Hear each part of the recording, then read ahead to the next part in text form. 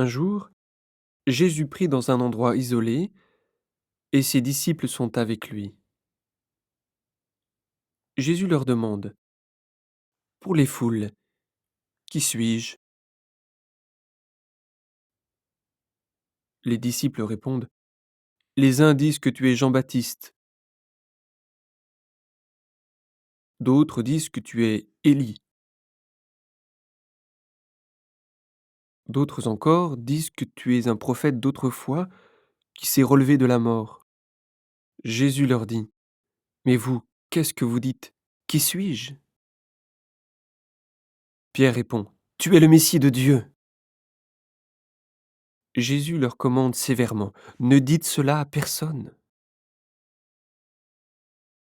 Et il continue en disant: Il faut que le Fils de l'homme souffre beaucoup.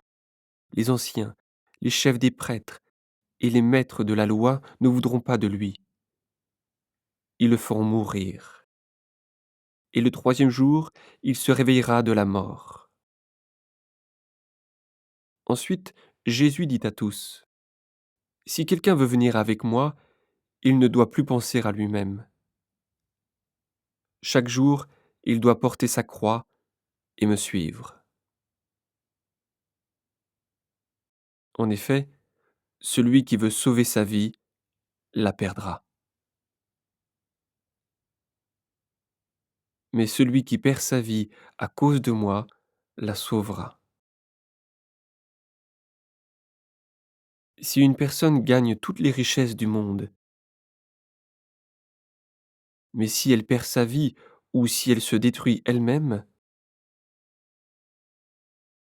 à quoi cela lui sert-il? Si quelqu'un a honte de moi et de mes paroles, moi, le Fils de l'homme, j'aurai honte de lui, quand je viendrai dans ma gloire et dans la gloire du Père et des anges saints.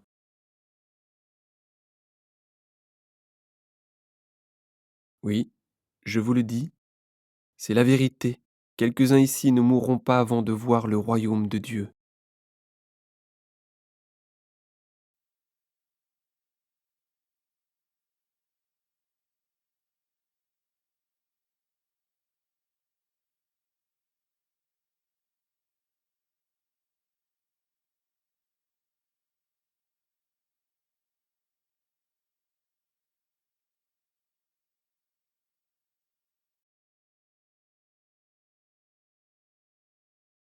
Environ 8 jours après avoir dit ces paroles, Jésus emmène avec lui Pierre, Jean et Jacques, et ils montent sur la montagne pour prier. Pendant que Jésus prie, son visage change, et son vêtement devient blanc comme la lumière de l'éclair. Soudain, il y a deux hommes qui parlent avec lui.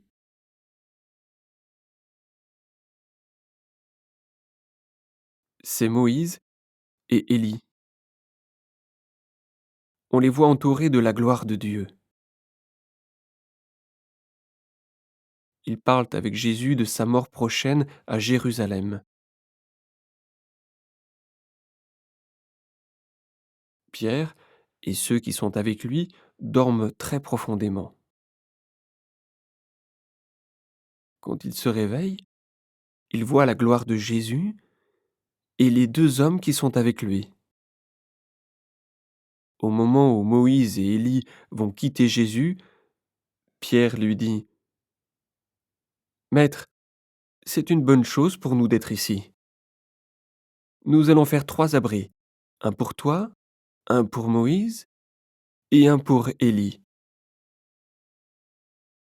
Mais Pierre ne sait pas ce qu'il dit. Pendant qu'il parle, un nuage arrive et il les couvre de son ombre. Au moment où ils entrent dans le nuage, les disciples ont peur. Une voix vient du nuage et elle dit: Celui-ci est mon fils, c'est lui que j'ai choisi. Écoutez-le. Les disciples gardent le silence. Et ces jours-là, ils n'ont raconté à personne ce qu'ils ont vu.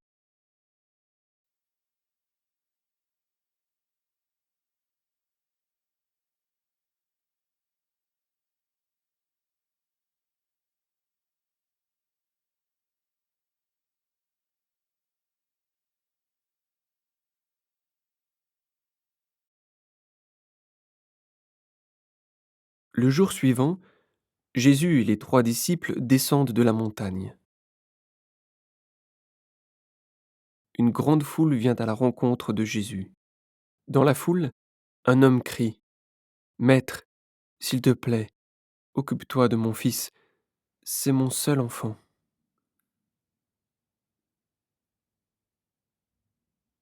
Souvent, un esprit le saisit et tout à coup, il le fait crier. Il le secoue très fort et de la salive sort de la bouche de l'enfant. L'esprit lui fait beaucoup de mal et il le quitte difficilement. J'ai demandé à tes disciples de chasser cet esprit, mais ils n'ont pas été capables de le faire. Jésus dit: Vous, les gens d'aujourd'hui, vous n'avez pas la foi, et vous faites le mal. Je vais rester avec vous, et vous supporter combien de temps encore? Ensuite, Jésus dit à l'homme: Amène ton fils ici. Pendant que l'enfant arrive, l'esprit mauvais le secoue très fort et le jette par terre. Mais Jésus menace l'esprit mauvais. Il guérit l'enfant et le rend à son père. Tous les gens sont très étonnés. Ils disent: Vraiment, Dieu est grand. Tous admirent tout ce que Jésus fait. Alors il dit à ses disciples: Ouvrez vos oreilles pour retenir ce que je vais vous dire. Le Fils de l'homme va être livré aux mains des hommes. Mais les disciples ne comprennent pas cette parole. Elle n'est pas claire pour eux, alors ils ne voient pas ce qu'elle veut dire. Et ils n'osent pas demander à Jésus: Qu'est-ce que tu as voulu dire? Les disciples discutent entre eux. Ils se demandent: Parmi nous, qui est le plus important? Jésus sait qu'ils discutent de cela.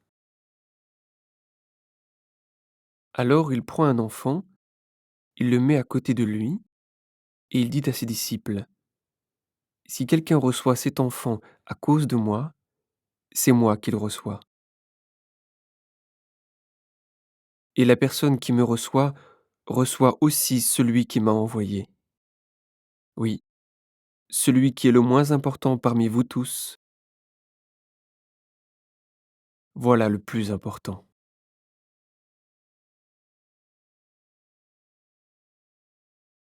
Alors Jean dit à Jésus: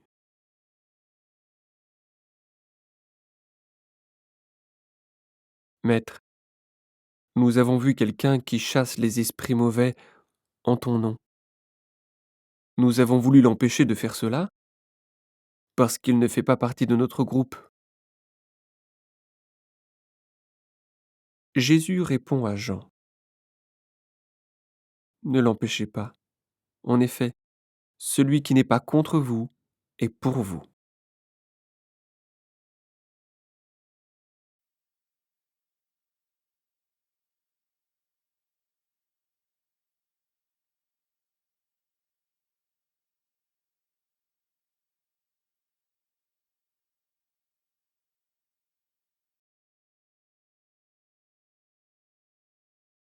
Le moment approche où Jésus doit quitter ce monde. Alors il décide avec assurance de prendre la route de Jérusalem. Il envoie des messagers devant lui. Les messagers partent et ils entrent dans un village de Samarie pour préparer la venue de Jésus. Mais les habitants ne veulent pas le recevoir parce qu'il marche vers Jérusalem. En voyant cela, les disciples Jacques et Jean disent à Jésus: Seigneur, Si tu veux, nous allons commander au feu de descendre du ciel et de détruire ces gens-là. Mais Jésus se retourne vers eux, il leur fait des reproches, et ils partent vers un autre village. Ils sont en route, et quelqu'un vient dire à Jésus, «Je te suivrai partout où tu iras.» Jésus lui répond, «Les renards ont des trous pour s'abriter, et les oiseaux ont des nids, mais le Fils de l'homme n'a pas d'endroit pour se reposer.» Jésus dit à quelqu'un d'autre, «Suis-moi.» Mais l'homme répond, «Seigneur, permets-moi d'aller d'abord enterrer mon père.» Jésus lui dit, «Laisse les morts enterrer leurs morts. Toi, va annoncer le royaume de Dieu.»